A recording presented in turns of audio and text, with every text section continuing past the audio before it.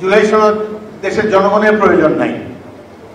জুলাই সনদ হয়তো কিছু কিছু ব্যক্তি যারা এখানে উপদেষ্টা হয়েছেন, যারা ভবিষ্যতে বাংলাদেশে বসবাস করতে গেলে অনেক প্রশ্নের সম্মুখীন হবেন, তাদের জন্য হয়তো এই জুলাই সনদের প্রয়োজন আছে।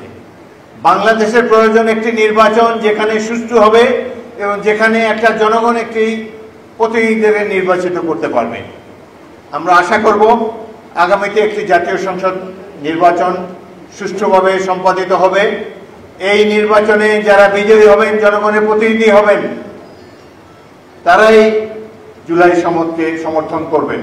আমার দল বিএনপি জুলাই সনদকে সমর্থন করেছে, আমরাও এটি সমর্থন করতে বাধ্য।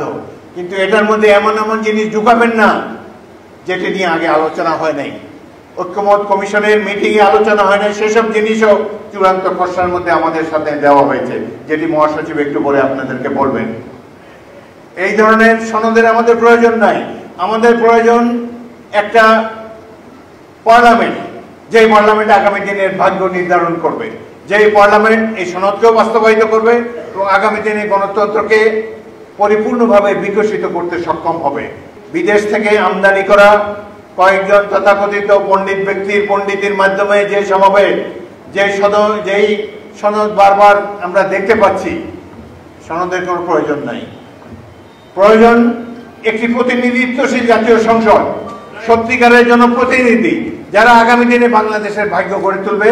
তারা নির্ধারণ করবে আগামী দিনে বাংলাদেশের গতিপথ কি হবে। এই রাজনৈতিক দলেরও পুরো অধিকার নাই এই দেশের ভবিষ্যৎ নির্ধারণ করার জন্য। তারা সাজেশন দিতে পারেন, সুপারিশ করতে পারেন, কিন্তু এটাকে চূড়ান্ত রূপ দেবেন নির্বাচিত ব্যক্তিরা আগামী জাতীয় সংসদে। এটা আমাদেরকে উপলব্ধি করতে হবে।